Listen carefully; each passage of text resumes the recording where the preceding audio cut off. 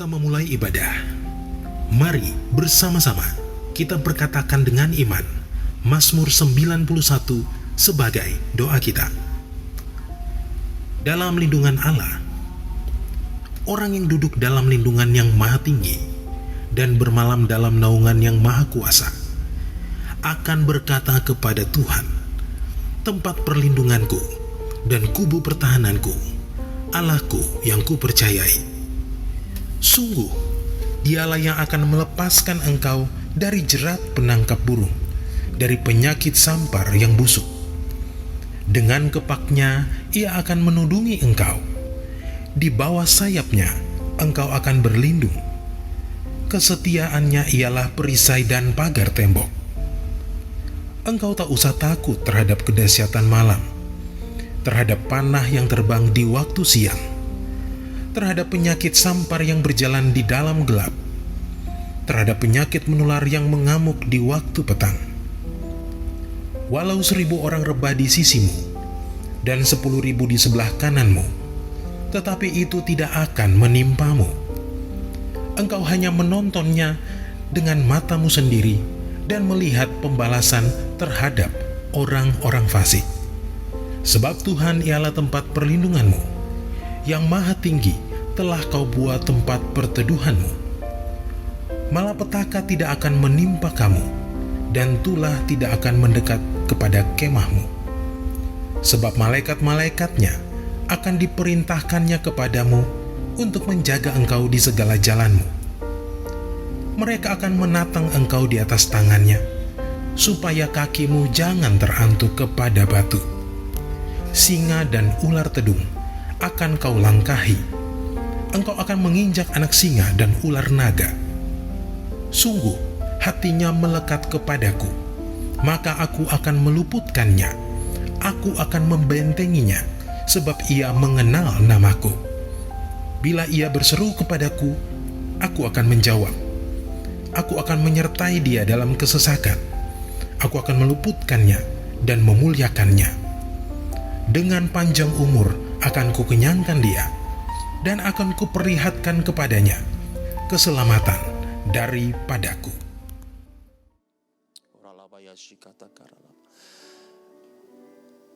Mari Bapak Ibu sekalian kita berdoa bagi negeri kita. Bapak, kami berdoa bagi Indonesia. Lawat bangsa kami Indonesia. Kami percayakan janji-Mu yang hari-hari ini sedang digenapi di bangsa kami, bahwa bangsa Indonesia sedang mengalami Pentakosta ketiga. Penuaian jiwa yang terbesar dan yang terakhir sedang terjadi di tengah-tengah bangsa kami. Bapak, kami berdoa, lawat negeri kami, lawat pulau demi pulau, lawat kota demi kota, lawat desa demi desa, bahkan Tuhan, aku berdoa hingga ke pelosok tanah air kami.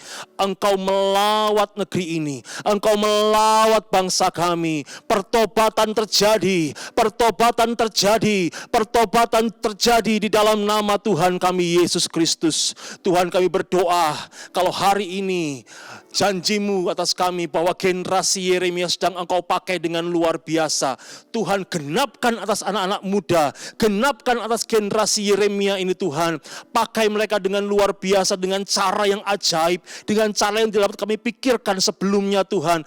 Pakai mereka Tuhan untuk boleh memenangkan banyak orang, banyak jiwa bagi kemuliaan nama Tuhan. Pakai mereka dalam penuaian terbesar dan yang terakhir ini, di dalam nama Tuhan kami Yesus Kristus.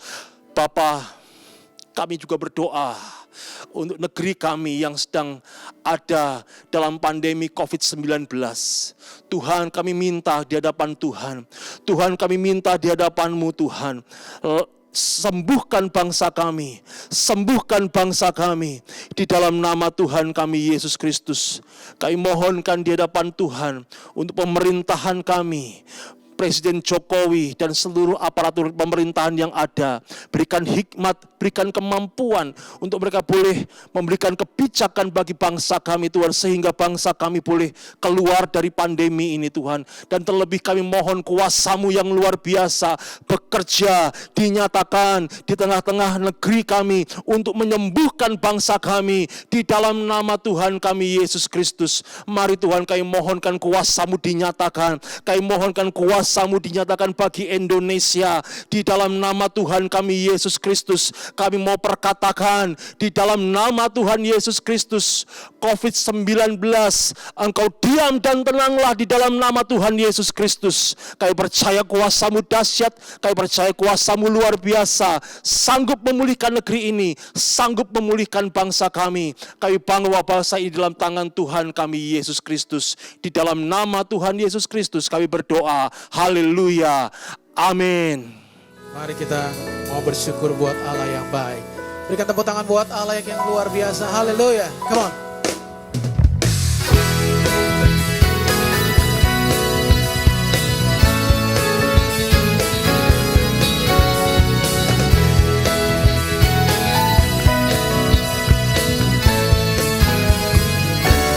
Katakan datanglah.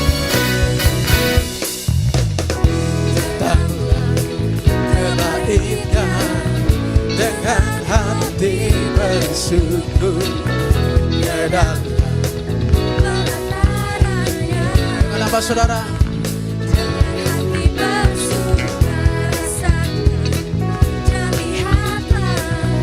Betapa baiknya Tuhan bagi berlindung padanya.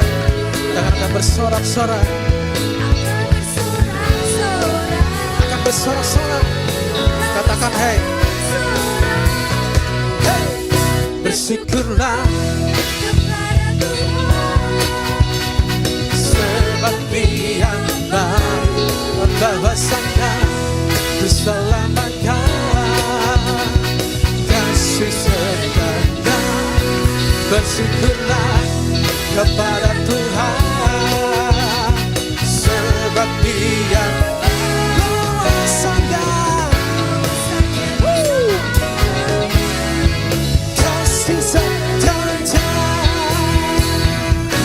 sekali lagi katakan datanglah bersama singer.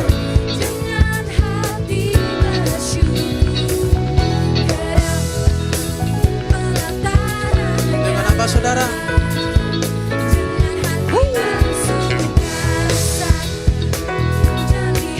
Betapa baiknya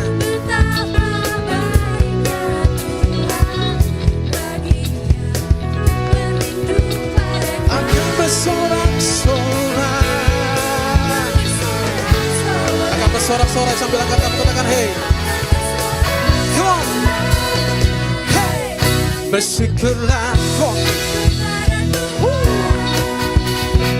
sebab Dia baik, membawasannya keselamatan, kasih setia. Bersyukurlah kepada Tuhan sebab Dia baik. Bawa sana kasih setia. Bersyukurlah sebab Dia baik. Kasih setia. Bersyukurlah kepada Tuhan sebab Dia baik, bawasan selamanya. Katakan bawasannya, bawasannya. Sekali lagi, bawasan selamanya, kasih setia. Bersyukurlah. Kita tepuk buat Allah yang luar biasa. Haleluya. Shalom saudara, dimanapun saudara berada, saya percaya Tuhan selalu memberkati dan menyertai. Memasuki bulan Februari, keluarga besar kita GBI Jalan Jenderal Gatot Subroto selalu mempraktekkan persembahan sulung sebagai persembahan yang terbaik kepada Tuhan. Ekspresi memberi yang terbaik bisa berupa non-materi seperti ucapan syukur, penyembahan, dan melayani pekerjaan Tuhan, serta materi. Pemberian berupa materi selain persembahan umum bisa berupa persembahan persepuluhan dan persembahan sulung yang menjadi bukti ketaatan kita kepada kebenaran firman Tuhan. Dalam edisi Voice of Pentecost kali ini, kita akan membahas tentang memberi yang terbaik secara materi. Dalam konteks Matius 7 ayat 9-11, Tuhan Yesus membuat sebuah komparasi antara pendengar pada waktu itu yang disebut dengan istilah kamu yang jahat dengan Bapamu yang di sorga. Jika manusia yang jahat saja tahu memberi yang terbaik bagi anak-anaknya, apalagi Bapa di sorga. Dalam hal memberi, Bapa Sorgawi memiliki sebuah standar, yaitu yang terbaik. Ini terbukti dari Bapa yang telah memberikan anaknya yang tunggal untuk menebus manusia dari dosa sebagaimana dicatat dalam Yohanes 3 ayatnya yang ke-16. Mari kita simak pembahasan persembahan dalam Perjanjian Lama terlebih dahulu. Kata persembahan dalam bahasa Ibrani berarti minkah, yang artinya hadiah, pemberian, atau korban. Dalam kitab Kejadian kita melihat contoh para patriarh dalam memberikan persembahan kepada Tuhan, seperti Kain dan Habel, Nuh, Abraham, dan Yakub. Ada dua prinsip persembahan dalam era sebelum berdirinya kemah suci. Yang pertama, persembahan merupakan inisiatif pribadi sebagai respon si pemberi persembahan akan kasih, berkat, penyertaan, serta perlindungan Tuhan. Yang kedua, persembahan diberikan berdasarkan hubungan pribadi si pemberi persembahan dengan Tuhan. Setelah berdirinya kemah suci, Tuhan memberikan hukum-hukumnya yang mengatur berbagai jenis korban sebagai persembahan. Walaupun jenis korban dan tata cara diatur berdasarkan hukum, aturan tersebut menjadi sarana yang memperjelas dalam hal memberi persembahan, sehingga persembahan yang diberikan tepat seperti yang dikehendaki Tuhan. Bagaimana dalam Perjanjian Baru? Ada 3 pesan penting yang dapat kita pelajari dari Maria mengenai memberi yang terbaik. Yang pertama, mereka yang memiliki hubungan yang berkualitas dengan Tuhan umumnya memiliki standar yang tinggi dalam memberi, yakni senantiasa berupaya memberikan yang terbaik.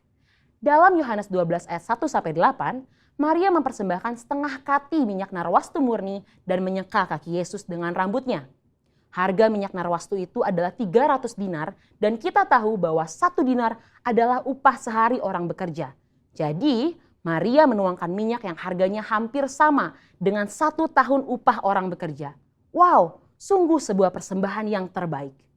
Yang kedua, mereka yang tidak memiliki hubungan yang berkualitas dengan Tuhan hanya dapat memahami pemberian sebagai sebuah hukum yang tertulis. Ketika yang lainnya sudah dengan tekun dan setia mengembalikan persepuluhan, mereka masih sibuk menggali tentang apakah persepuluhan ini benar alkitabiah. Maria tidak pusing dengan apa kata orang. Dia langsung menuangkan minyak tersebut bukan karena aturan, tetapi karena ada hubungan yang personal dengan Yesus. Yang ketiga, ada sekelompok orang seperti Yudas Iskariot yang akan selalu mengkritik mereka yang memberi dengan standar yang tinggi bagi pekerjaan Tuhan melalui gereja. Ketika Maria menuangkan minyak narwastu, Yudas Iskariot mengkritisi tindakan tersebut sebagai pemborosan dan bisa dibagikan kepada orang miskin. Alkitab mencatat, Yudas berkata seperti itu bukan karena memiliki belas kasihan, tetapi karena ia sering mengambil uang kas pelayanan Yesus. Dari sini kita belajar bahwa memberi bukanlah soal finansial, tetapi soal hati. Orang yang mengasihi Tuhan akan mengekspresikannya lewat perbuatan dan tindakan. Seperti yang digambarkan dalam hukum yang pertama dan terutama.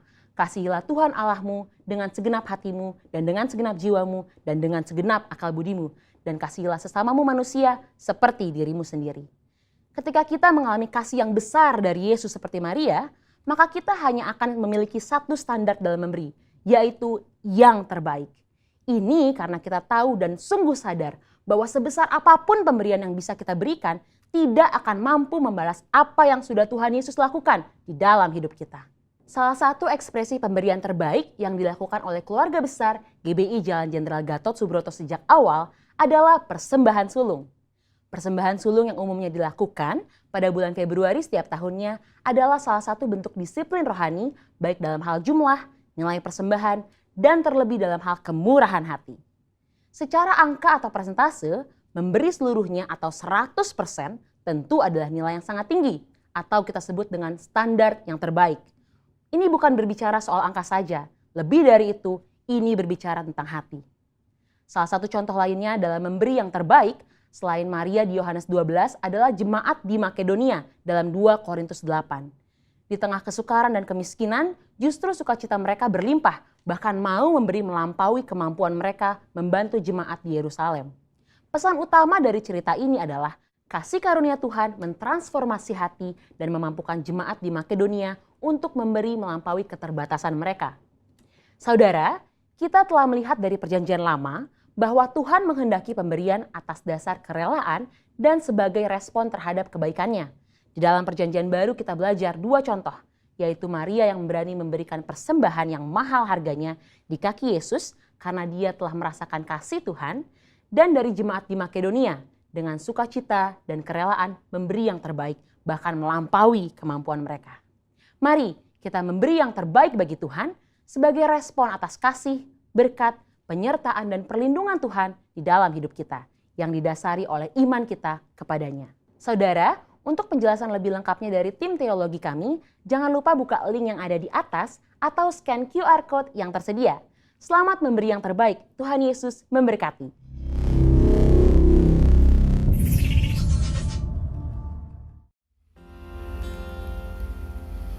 Sebelum lebih lagi kita masuk dalam pujian, penyembahan dan firman Tuhan, mari bersama-sama kita deklarasikan Pentakosta ketiga.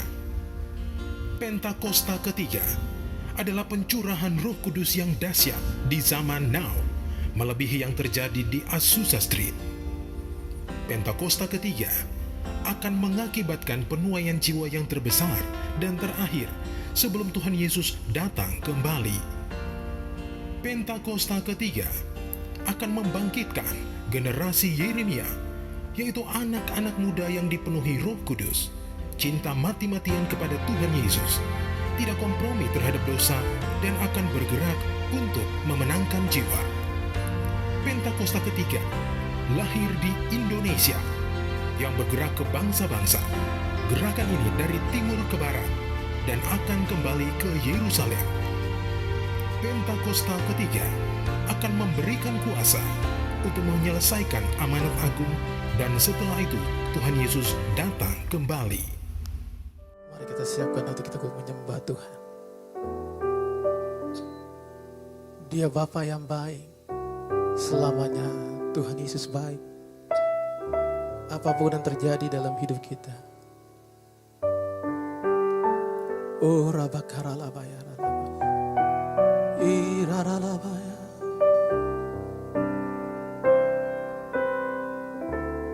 Sama-sama katakan, Kau baik, Kau baik, Yesus baik selamanya.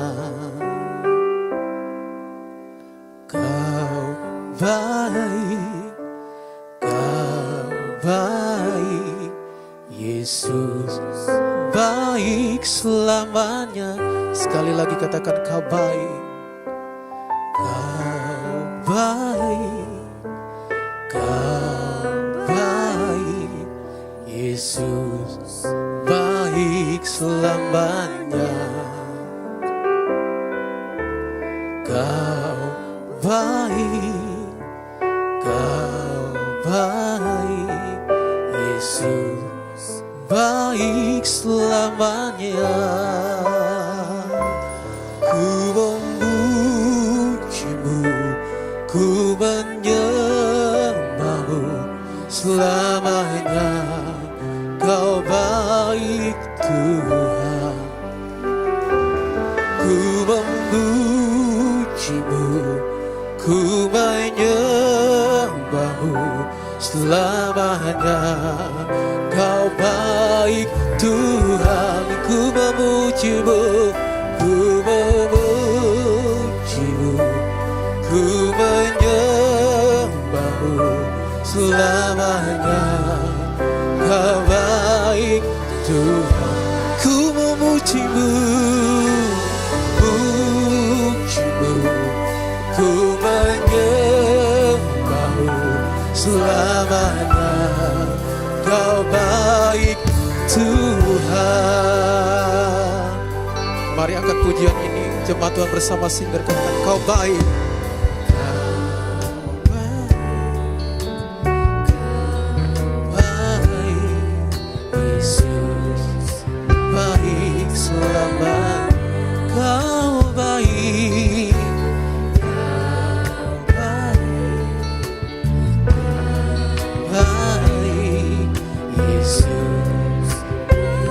Sekali lagi sama-sama katakan kau baik, kau baik, kau baik, Yesus baik selamanya.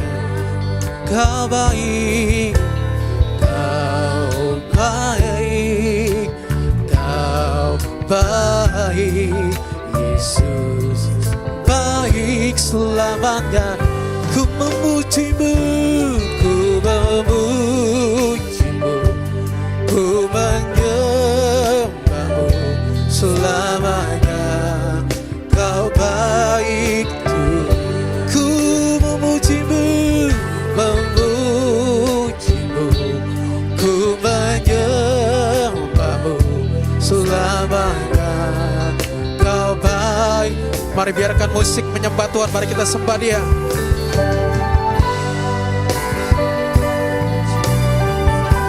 Tuhan, meskipun di tengah goncangan sekalipun, di tengah pandemi ini Tuhan, kami mengalami segala cobaan, segala ujian yang Kau izinkan terjadi. Tapi kami mau katakan hari ini, Kau baik ya Tuhan Yesus. Kami rindu memuji-Mu, menyembah-Mu selama kami bernapas dalam dunia ini.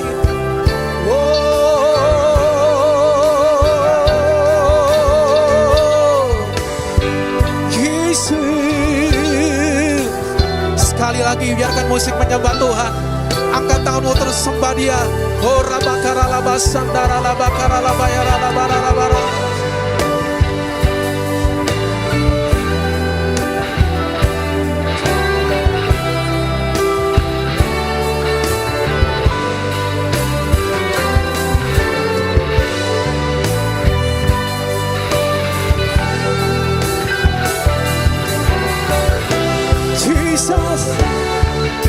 Berikan tepuk tangan buat Allah yang baik. Oh, ku memuji-Mu, ku memuji-Mu, ku menyembah-Mu selamanya. Kau baik, ku memuji-Mu Tuhan.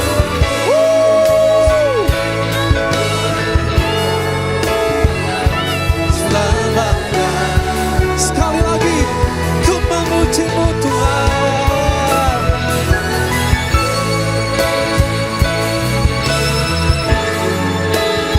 Selamanya. Kau baik, ku memuji-Mu Tuhan.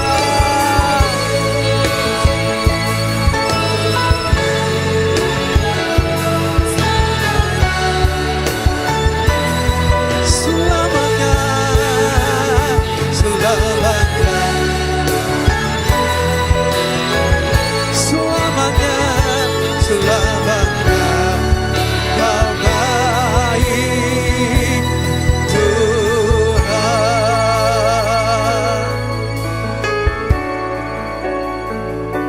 Mari terus sembah Dia, sembah Dia. Sementara musik dengan keyboard naikkan pujian ini, mari buka kedua tanganmu.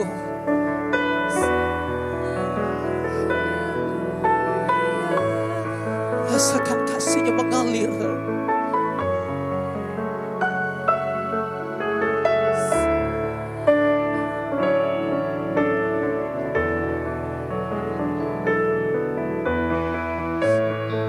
Jesus.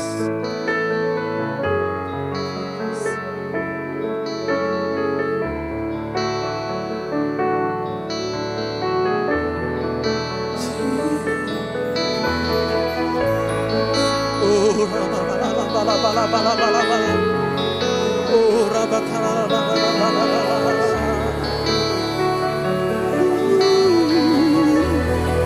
sembah Dia.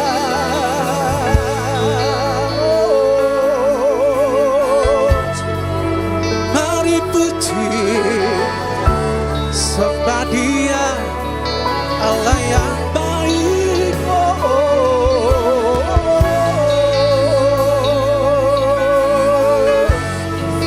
Ku memujimu, ku menyembahmu Tuhan.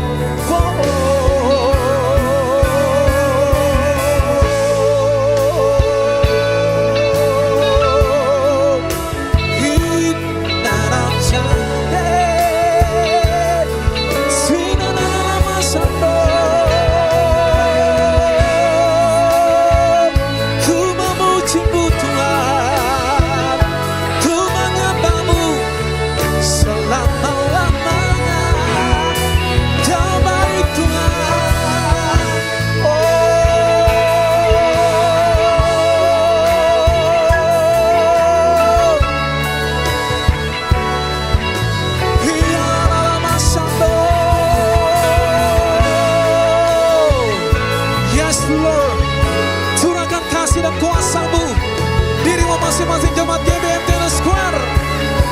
Yes Lord.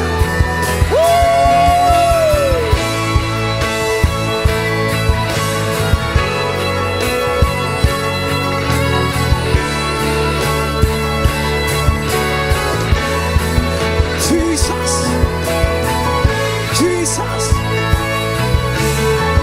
Jesus.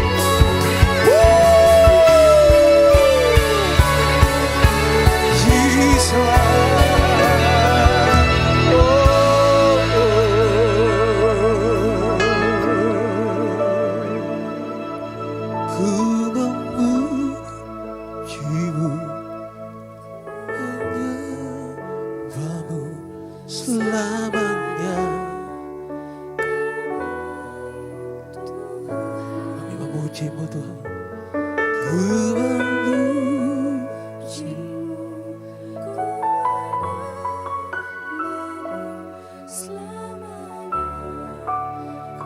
sekali lagi bersama singer jemaat Tuhan. Ku memujimu.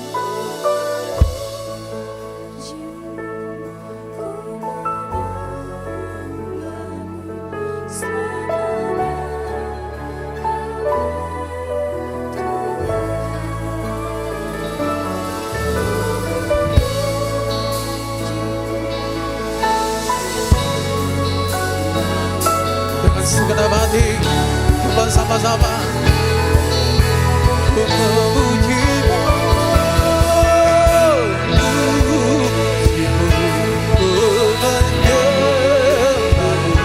selamanya Kau baik. Ku memujimu Tuhan.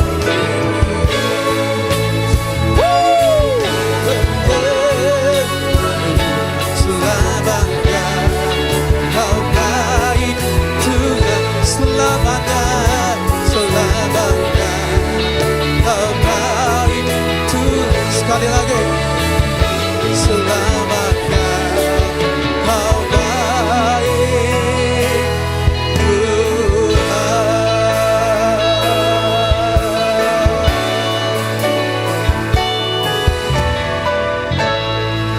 Dalam nama Yesus, semua yang terima kebaikan Tuhan lewat hadiratnya, sama-sama katakan amin.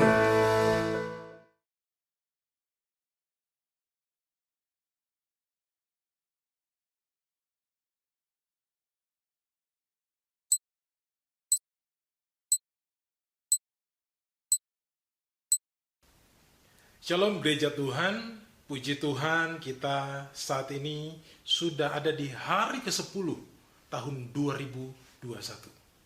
Kita bersyukur karena Tuhan memimpin kita menapaki tahun ini. Dan izinkan saya untuk mengucapkan selamat tahun baru 2021. Semoga di sepanjang tahun ini kita berikan tangan kita dipegang oleh Tuhan.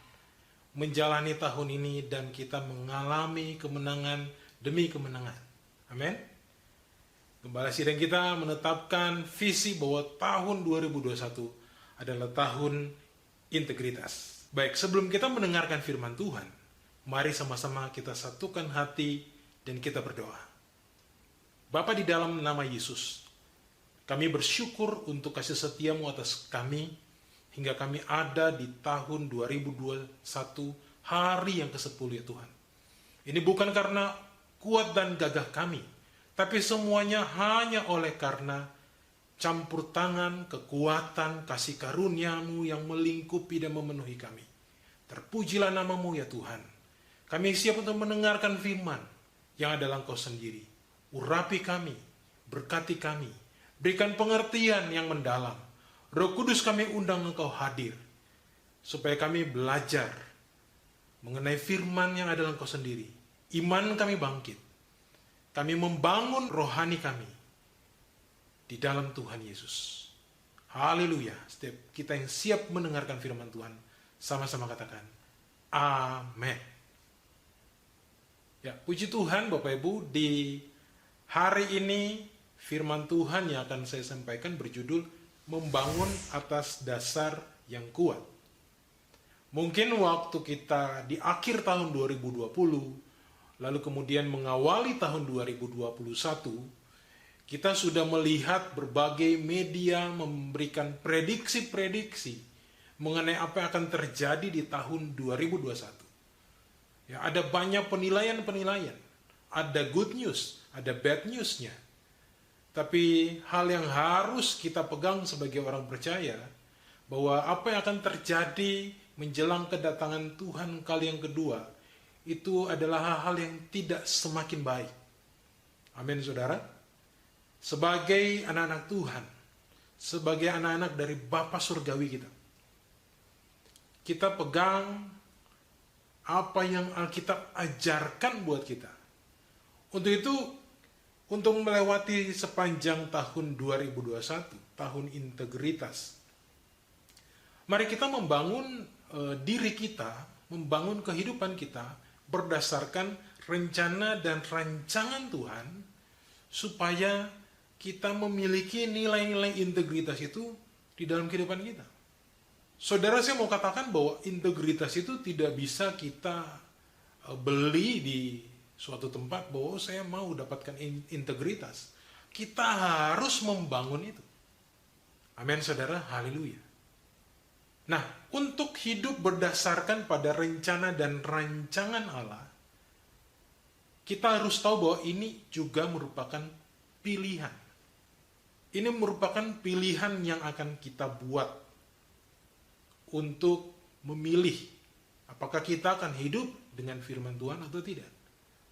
Tapi itu tentunya suatu proses demi proses yang akan kita lewati dan akan mengajar kita, di mana Roh Kudus akan mengajar kita, mengingatkan kita apa yang Tuhan inginkan dalam hidup kita untuk kita bangun. Amin. Nah, untuk itu mari saya ajak kita buka di dalam firman Tuhan di 1 Korintus pasal 3. 1 Korintus pasal 3, kita akan lihat dari ayat yang ke-10 hingga ayatnya yang ke-15. Kita akan baca bersama-sama, dan Bapak Ibu bisa membaca di rumah, mengikuti pembacaan firman ini. Ya, 1 Korintus pasal 3 ayat yang ke-10, firman Tuhan berkata, sesuai dengan kasih karunia Allah yang dianugerahkan kepadaku, aku sebagai seorang ahli bangunan yang cakap, telah meletakkan dasar dan orang lain membangun terus di atasnya. Tetapi tiap-tiap orang harus memperhatikan bagaimana ia harus membangun di atasnya. Karena tidak ada seorang pun yang dapat meletakkan dasar lain daripada dasar yang telah diletakkan, yaitu Yesus Kristus. Ini adalah penekanan yang diberikan oleh Paulus kepada orang-orang di Korintus. Nah, ayat berikutnya berkata bahwa entahkah orang membangun di atas dasar ini dengan emas, perak, batu permata, kayu, rumput kering atau jerami, sekali kelak pekerjaan masing-masing orang akan nampak. Karena hari Tuhan akan menyatakannya. Sebab ia akan nampak dengan api, dan bagaimana pekerjaan masing-masing orang akan diuji oleh api itu. Tuhan yang akan hadir untuk mengujinya. Haleluya. Nah, mari kita lihat dua ayat terakhir dari pembacaan kita. Firman Tuhan mengatakan, jika pekerjaan yang dibangun seseorang tahan uji, ia akan mendapat upah. Jika pekerjaan terbakar, ia akan menderita kerugian. Tetapi ia sendiri akan diselamatkan, tetapi seperti dari dalam api. Nah, saudara, Paulus tentunya dalam bagian yang dituliskan ini, yang kita baca tadi barusan, ini bukan berbicara mengenai pembangunan atau rumah secara jasmania atau lahiriah. Yang Paulus maksudkan di dalam 1 Korintus pasal 3 ayat yang ke-10 ini adalah rumah rohani. Atau yang kita bisa juga bilang bahwa ini adalah pondasi iman. Rumah rohani yang dibangun. Amin, saudara. Tapi Paulus memberikan satu penekanan dan ketegasan di ayat yang ke-11 bahwa ada pondasi yang tidak bisa diganti, tidak bisa ditukar, yaitu Yesus Kristus. Haleluya. Semua orang bisa bangun, tapi pondasi yang tidak bisa ditukar, itu adalah Yesus Kristus Tuhan. Haleluya. Nah, gereja Tuhan, kita harus pastikan bagaimana dasar iman kita. Apakah betul-betul adalah dasar iman di dalam Yesus Kristus. Artinya bahwa kita membangun di atas dasar karya yang besar yang Tuhan buat. Seperti hari Natal yang kemarin kita lewati, Tuhan hadir ke dunia. Lalu kita mendasari atas pengorbanan Tuhan Yesus sendiri di kayu salib. Dan bagaimana kita juga membangun dasar itu atas kebangkitannya yang menang atas maut. Dan bagaimana Tuhan dimuliakan untuk kemudian juga menjanjikan kehidupan kekal bagi setiap kita. Haleluya. Nah, ada penekanan-penekanan di dalam bagian-bagian yang tadi kita baca, ya, di mana Paulus memperingatkan bahwa setiap pekerjaan masing-masing orang di ayat yang ke-13 akan diuji. Ya. Terkadang orang suka melihat loncat ke ayat 14 di mana kita akan dapat upah. Ya. Tapi kita lupa bahwa di mana Tuhan akan menguji kita untuk proses pembangunan rumah rohani kita itu sendiri. Nah, ini yang harus kita perhatikan supaya apa? Supaya kita tahan uji. Artinya bahwa kita memiliki nilai-nilai integritas yang kuat sebagai orang yang percaya. Apa yang Tuhan nyatakan lewat firman-Nya kita pegang, apa yang kita pikirkan, apa yang kita perkatakan, apa yang kita hidupi itu berjalan lurus dengan apa yang kita nyatakan sebagai pegangan hidup firman Tuhan di dalam kehidupan kita. Haleluya. Nah, Bapak Ibu Saudara kekasih di dalam Tuhan Yesus, bila kita flashback melihat kembali ya tahun 2020 yang kita lewati, tentu kita akan mulai mengerti bahwa ada hal-hal yang Tuhan ingatkan, Tuhan nyatakan, Tuhan bukakan untuk kita lakukan. Apa yang Roh Kudus ingatkan di dalam kehidupan kita. Karena itu semua merupakan proses pembangunan rohani. Ya, proses pembangunan rumah rohani. Proses pembangunan pondasi iman. Ya, Roh Kudus dan firman bekerja bersama untuk menyatakannya bagi kita. Amin. Untuk itu kita mari lihat apa-apa saja yang ditekankan oleh Tuhan melalui Roh Kudus-Nya untuk kita perbaiki di waktu-waktu yang lalu. Minggu lalu Kak Rayon mengatakan bahwa integritas itu bicara mengenai latihan. Ya, kalau integritas itu seminggu, maka itu bisa diartikan latihan kita seminggu. Atau bila itu integritasnya sebulan, latihan kita sebulan. Tapi yang kita dapatkan oleh gembala sidang kita, integritas di tahun 2021. Nah, kalau kita lihat ke belakang, saya yakin bahwa kita akan mendapatkan apa yang Tuhan mau kita perbaiki dari kehidupan kita. Tentunya ini mengarah kepada membangun pondasi iman yang kuat di dalam Yesus Kristus Tuhan. Nah, bagaimana caranya supaya kita memiliki dasar yang kuat? Ya, supaya kita tidak terjebak dengan fakta-fakta lahiriah yang kita hadapi saat ini. Yang akhirnya membuyarkan satu rencana dan rancangan Tuhan dalam kehidupan kita. Supaya kita tidak kemudian redup, ya lemah, tapi kita tetap melihat dan mengarahkan pandangan kita kepada Tuhan. Kita bisa membangun dengan apa yang kita punya. Ya. Kita bisa membangun bisnis kita. Kita bisa saja membangun dengan apa yang kita miliki. Namun selama kita membangun, harus dengan pondasi Kristus. Baik itu kita membangun usaha kita, ya, itu bagian dari kehidupan. Tapi usaha yang dibangun harus dibangun dengan pondasi Kristus. Membangun keluarga kita yang mungkin saja baru menikah, ya, kita harus membangunnya dengan dasar di dalam Yesus Kristus. Membangun studi kita supaya kita lulus, ya, atau kita membangun pekerjaan kita. Ya. Mungkin Tuhan mengingatkan kita, mungkin Roh Kudus mengingatkan kita untuk kembali memperhatikan kebenaran firman Tuhan. Karena mungkin saja selama kemarin-kemarin, waktu-waktu yang lalu, kita membangun dengan cara kita. Kita lupa bahwa ada hal-hal yang Tuhan ingatkan lewat Roh Kudus-Nya supaya kita membangun dengan benar. Apa yang kita bangun, yang kita hidupi, itu adalah firman Tuhan. Amin. Yesus katakan di Matius pasal 7 ayat yang ke-26. Tetapi setiap orang yang mendengar perkataanku ini dan tidak melakukannya, ia sama dengan orang yang bodoh, yang mendirikan rumahnya di atas pasir. Yesus membicarakan mengenai dasar dan pondasi, yang kembali melihat kepada melakukan kehendak Tuhan. Amin.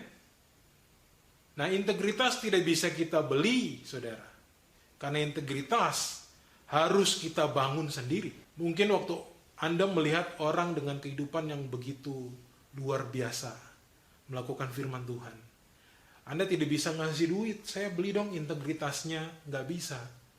Tapi firman Tuhan sedang mengajarkan kita, supaya kita membangun di atas dasar pondasi Yesus Kristus Tuhan. Dengan melihat bagaimana Roh Kudus bekerja, mengingatkan kita untuk membangunnya di dalam kebenaran firman. Nah, apa yang dimaksud supaya kita memiliki dasar di dalam Yesus Kristus? Hal yang pertama adalah kita memiliki hidup yang berserah. Nah, berserah di sini diartikan sebagai percaya sepenuhnya pada Tuhan. Artinya bahwa kita percaya kepada karya keselamatan Allah yang besar itu. Kita percaya kepada kematian, karya penebusan. Kita percaya kepada karya kebangkitannya untuk kemudian menyatakan kehidupan kekal bagi kita. Kita berserah untuk apa yang firman Tuhan nyatakan. Dan itu terlihat dan tetap terpancar lewat sikap hidup kita. Makanya, Paulus di dalam suratnya kepada orang Roma, pasal 6 ayat yang ke-8 mengatakan bahwa, jadi jika kita telah mati dengan Kristus, kita percaya bahwa kita akan hidup juga dengan Dia. Saudara, waktu kita pegang firman Tuhan, kita percaya hidup kita itu bersama dengan Tuhan. Walau, seperti yang tadi saya katakan, fakta-fakta lahir yang kita lihat, situasi kondisi yang kita lihat, itu seakan-akan tidak mungkin.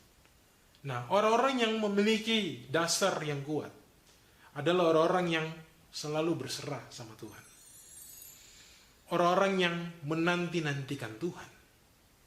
Kita biasanya katakan bahwa orang-orang menanti-nantikan Tuhan mendapat kekuatan yang baru. Seumpama Raja Wali. Dan di situ tidak menulis tua atau muda. Tapi siapa saja yang menanti-nantikan Tuhan. Mau anak-anak, mau remaja, mau tua, mau muda. Waktu kita hidup menanti-nantikan Tuhan. Kita hidup berserah dan percaya kepada Tuhan. Kita punya dasar yang kuat. Teruna-teruna, firman itu mengatakan teruna-teruna, jatuh tersandung. Tapi yang menantikan Tuhan, yang berserah sama Tuhan, terbang seperti Raja Wali. Haleluya. Hal yang pertama. Hal yang kedua, bicara mengenai kita memiliki sudut pandang Tuhan. Artinya bahwa kita melihat pada apa yang Tuhan taruh dalam kehidupan kita, bukan apa yang kita punya, apa yang kita miliki, lalu kemudian baru bisa kita kerjakan, atau baru kemudian kita percaya. Enggak. Tapi kita mau berpegang kepada apa yang Tuhan taruh dalam kehidupan kita. Ya, makanya di 1 Korintus bilang, ada orang yang membangun dengan emas, perak, permata, rumput kering. Nah, tapi saya mau kasih tahu buat kita bahwa semua itu didasarkan oleh pondasi Yesus Kristus Tuhan. Jadi jangan lihat orang hebat, orang punya ini dan itu. Kita lihat sama Tuhan. Kita punya sudut pandang yang daripada Tuhan. Markus 10 ayat yang ke-27. Firman Tuhan berkata seperti ini. Yesus memandang mereka dan berkata, bagi manusia hal itu tidak mungkin, tetapi bukan demikian bagi Allah. Sebab segala sesuatu adalah mungkin bagi Allah. Yesus sedang mengajak orang-orang yang saat itu bersama dengan dia memandang dari perspektifnya. Waktu kita menilai keadaan kita hari ini dan kita merasa kita tidak bisa, saudara, kita sedang menurunkan kadar nilai firman itu dalam kehidupan kita. Apa yang terjadi? Kita tidak punya dasar yang kuat. Artinya bahwa nilai-nilai integritas itu bisa saja kapan saja bisa rontok dalam kehidupan kita. Tapi waktu kita melihat dari perspektif Tuhan, maka kita percaya bahwa Tuhan mampu dan sanggup melakukan hal-hal yang hebat dan dahsyat dalam kehidupan kita. Mari kita lakukan ini, kita pegang ini untuk menjalani sepanjang tahun 2021, tahun integritas, tahun di mana Tuhan akan terus memegang tangan kita. Kita mau berjalan di dalam ketulusan, di dalam kekuatan bersama dengan Tuhan. Haleluya. Hal yang ketiga, ini bicara mengenai memiliki hidup yang memuji dan menyembah Tuhan. Amin, saudara. Saya teringat bahwa sepanjang khususnya tahun 2020, di mana gembala sidang selalu mengingatkan berkali-kali kita harus hidup di dalam doa, pujian, dan penyembahan. Seperti yang tadi saya katakan bahwa hal-hal apa yang kita diingat-ingatkan di waktu-waktu yang lalu, bahkan di akhir tahun 2020, supaya kita kemudian membangun itu. Apa yang Roh Kudus ingatkan lewat hamba Tuhan, lewat situasi kehidupan kita. Nah, saat pandemi kita tidak bisa kumpul, kemudian kita melakukan ibadah secara online, di mana kita melakukan pertemuan-pertemuan juga secara online. Dari rumah kita masing-masing, di waktu yang bersamaan, kita memuji dan menyembah Tuhan. Tapi ada beberapa orang juga yang akhirnya tidak tergabung bersama dengan kita. Saya mau kasih tahu bahwa waktu kita meninggalkan apa yang Roh Kudus ingat-ingatkan bagi kita, kita tidak sedang membangun dasar yang kuat itu dalam kehidupan kita. Kita tidak membangun di atas dasar yang Roh Kudus buat dan ingatkan dalam kehidupan kita. Firman Tuhan di dalam kitab Yohanes pasal 4 ayat yang ke-24 berkata, Allah itu roh, dan barang siapa menyembah dia harus menyembahnya dalam roh dan kebenaran. Allah itu pneuma, Allah itu roh. Kita harus connect dengan Tuhan di dalam roh. Jadi yang tadi saya katakan, membangun kehidupan, bangunan rohani pondasi iman yang disampaikan oleh Paulus bukan bangunan fisik, tapi bangunan secara rohani. Untuk itu kita harus memiliki hidup yang memuji dan menyembah Tuhan di dalam roh dan kebenaran. Amin, saudara. Haleluya. Dan hal yang terakhir yang Tuhan mau kita perhatikan supaya kita membangun dasar di dalam Yesus Kristus Tuhan adalah memperhatikan cara hidup kita. Ya. Jangan terbalik. Kadang orang hanya memperhatikan cara hidupnya saja. Dia berusaha tampil paling keren, paling mantap, paling necis. Soal hidup memuji dan menyembah Tuhan. Atau melihat dari sudut pandang Tuhan. Kadang dia lupakan atau dia membuat itu menjadi bagian nomor 2. Tapi kita harus balikin. Artinya bahwa percaya itu yang paling pertama. Kemudian punya sudut pandang Tuhan. Ya. Hidup memuji dan menyembah. Itu yang harus kita bangun dulu. Apa yang Roh Kudus ingatkan bagi kita. Itu yang harus kita mantapkan dulu. Lalu kemudian yang akan terlihat dari apa yang kita bangun adalah cara hidup. Ya. Kita kemudian bisa dengan memperbaiki dan memperhatikan cara hidup kita. Baik itu perkataan kita, perbuatan kita, ya, apa yang kita pikirkan, pastilah itu sesuai dengan apa yang Tuhan nyatakan dan Tuhan taruh dalam kehidupan kita. Firman Tuhan di Yeremia 17 ayat yang 10 mengatakan, Aku Tuhan yang menyelidiki hati, yang menguji batin untuk memberi balasan kepada setiap orang setimpal dengan tingkah langkahnya, setimpal dengan hasil perbuatannya. Saudara, bangsa kita akan mengadakan PON atau Pekan Olahraga Nasional. Walau di tengah COVID-19, ya, persiapan demi persiapan tetap dilakukan. Atlet tetap latihan, ya, persiapan untuk pembukaan acara yang akan dilakukan di Papua tetap dilakukan, ya, untuk semata-mata menguji siapakah yang raih kemenangan. Nah, kalau kita perhatikan hal ini, tentu kita akan lihat bahwa pertandingan itu hanya dilakukan paling lama 5 menit, 10 menit, ya, atau bahkan mungkin lebih sedikit waktunya dari waktu-waktu itu. Tapi untuk mempersiapkan supaya menang, para atlet akan melakukan persiapan-persiapan bisa lebih dari 3 tahun. Bisa 5 tahun dia lakukan persiapan untuk menang. Pembangunan rohani itu harus dilakukan terus-menerus, bertahap, setiap waktu, setiap hari, setiap proses yang kita lewati. Itu tentunya berkaitan erat dengan bagaimana kita membangun roh kita. Integritas pun juga demikian. Tidak akan terbentuk secara instan. Tapi kita harus mengikuti proses. Kita harus membangun bersama-sama dengan Roh Kudus yang terus menolong kita, mengingatkan kita bagaimana seharusnya kita hidup. Mari Bapak Ibu, kita bangun kehidupan kita dengan pondasi Yesus Kristus Tuhan dan terus memperhatikan dengan peka apa yang Roh Kudus ingatkan untuk kita perbaiki supaya kita punya dasar yang teguh, nilai-nilai integritas yang kuat dan hidup yang berkenan kepada Tuhan. Haleluya. Amin. Mari kita berdoa untuk firman Tuhan ini. Bapa, di dalam nama Yesus, kami mengucap syukur karena firman itu adalah Engkau sendiri. Engkau yang sudah menguatkan dan meneguhkan kami, supaya setiap kami memiliki dasar yang teguh, yaitu Engkau satu-satunya pondasi itu sendiri.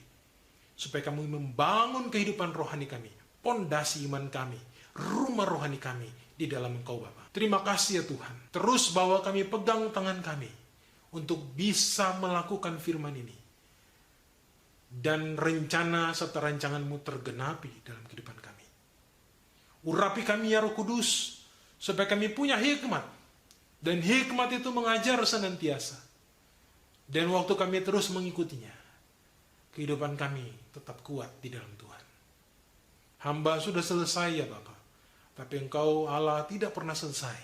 Engkau yang mengerjakan setiap firman ini, supaya firman yang menjadi bagian kami. Di dalam nama Tuhan Yesus, kami berdoa dan mengucap syukur. Haleluya. Amin. Mari Bapak Ibu, kita angkat tangan kita di hadapan Tuhan, dan kita terima berkat daripada Tuhan sendiri. Kembalilah dalam setiap kehidupan. Jadilah garam yang memberikan rasa surga di sekitarmu. Jadilah terang yang menerangi setiap komunitas, setiap kehidupan dimanapun Tuhan tempatkan. Berkat daripada Allah Bapa dan kasih karunia daripada Tuhan Yesus Kristus, serta persekutuan yang manis dengan Allah Roh Kudus, turun, mengurapi, memberkati setiap kita. Mulai hari ini sampai Maranatha, Tuhan Yesus datang kali yang kedua, menjemput setiap kita di awan-awan yang berbaik, sampai selama-lamanya. Yang terima berkat Tuhan, sama-sama kita katakan, Amin. Selamat hari Minggu, Tuhan Yesus memberkati.